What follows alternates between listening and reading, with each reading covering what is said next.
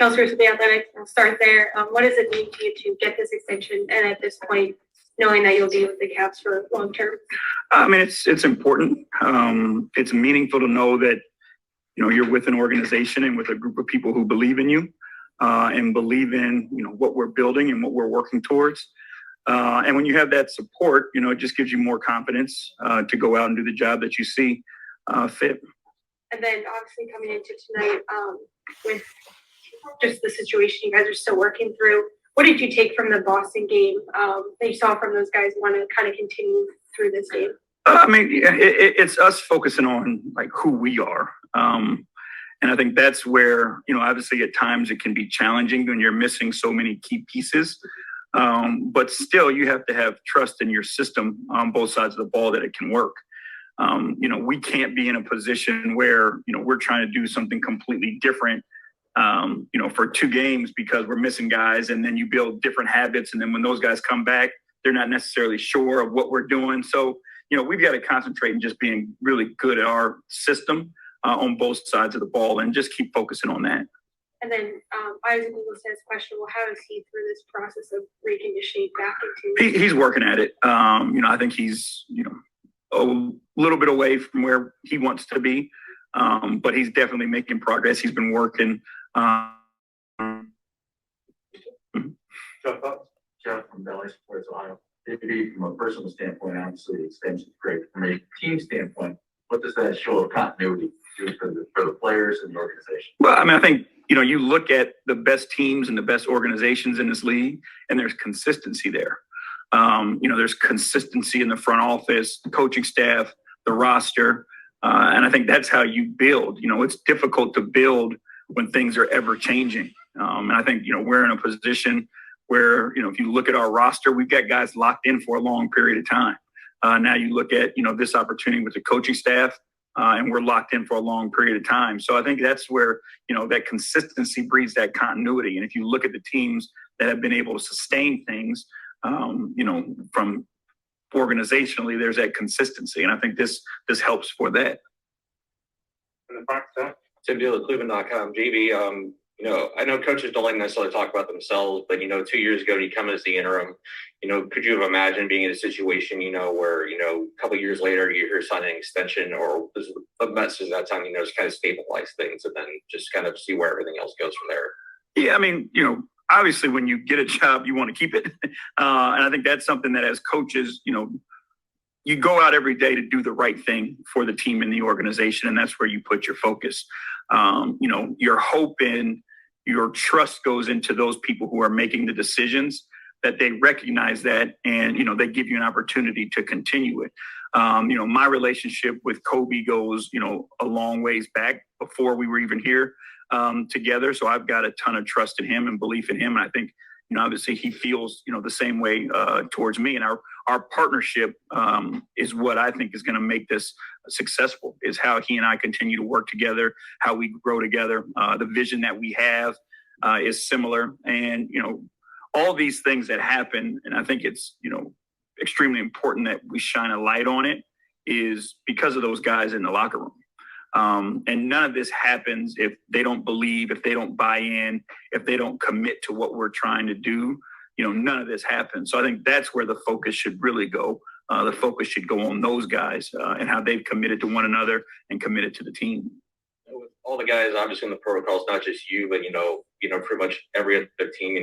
How tough is it? I'm sure, is there some coaches that were where you're all talking to them, how are you guys managing this, or what are you guys doing, or just kind of, because it seems like everybody's kind of in the same boat right now. Yeah, I mean, we're all going through it. I mean, you see what Toronto's going through right now. It's difficult. Again, we talk about consistency and continuity, and this has made it extremely difficult to have that consistency and continuity. And you look at, the teams that have been successful through this, most of them have been able to avoid large guys, whether it's injuries or, the protocols being missing for a significant amount of time. So, again, we all talk, we've got coaches that we're close with.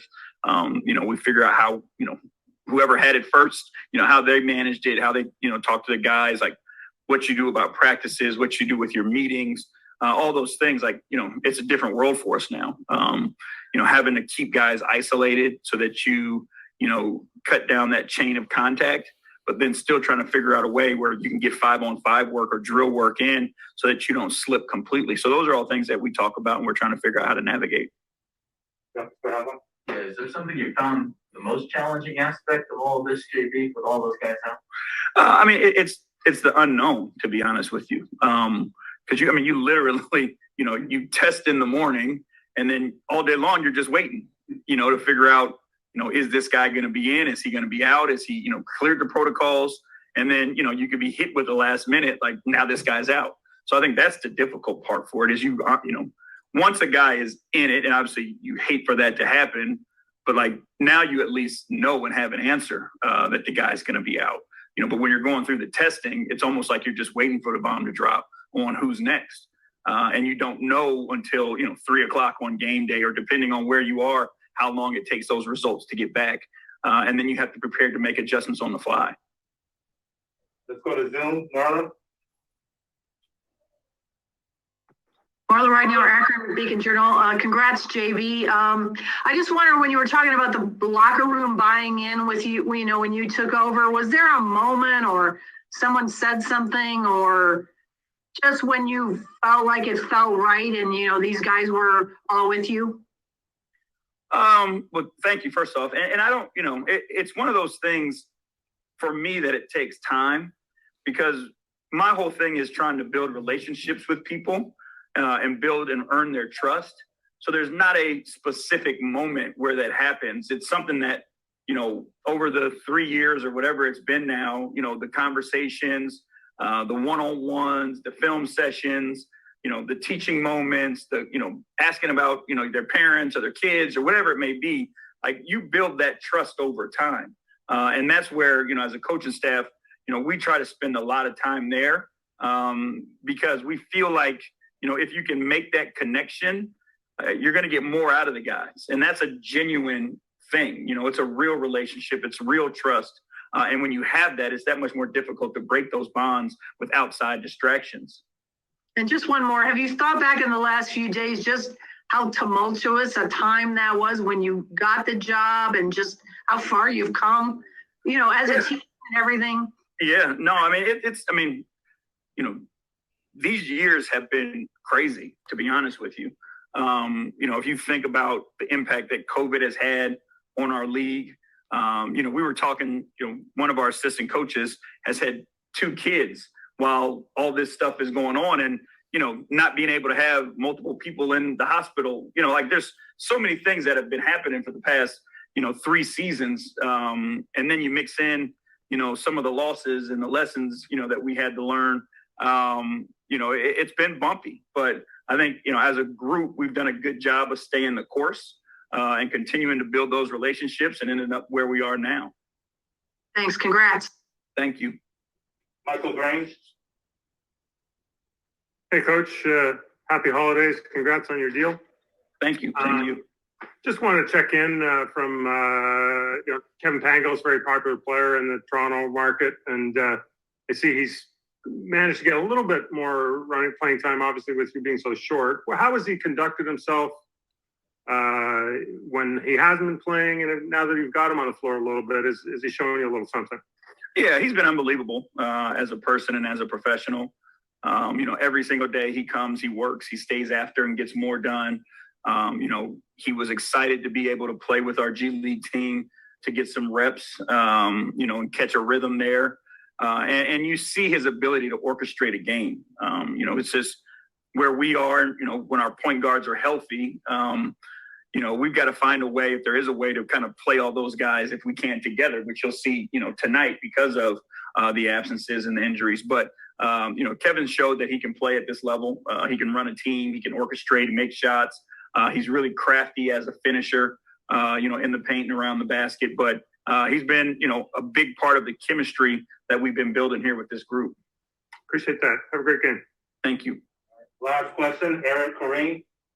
Hey, JB, Eric from Toronto speaking. Congratulations on the deal. Thank you. when you're playing a team like the Raptors, they have 4 of their own guys healthy. They're all role players. What does that make scouting previous film, or is it almost like a preseason situation where it's like, we're going to focus on what we do? It's a combination of both. We want to make sure that we're sound in what we do, but we also have to have a great understanding of personnel. When you went and looked at our personnel tape, it was from all over the floor. It was some Celtic stuff. It was some Milwaukee stuff. It was some Utah stuff, like trying to go around and get clips of, individuals' personnel from wherever they have been previously. So, we want to have a great understanding of, who we're competing against in the matchups, but then also understanding, who knows if they run the same stuff that they've been running because the bodies are missing, right? So we need to make sure that we do a good job of being who we are and taking care of business from that standpoint. Appreciate it. Thank you. Thank you.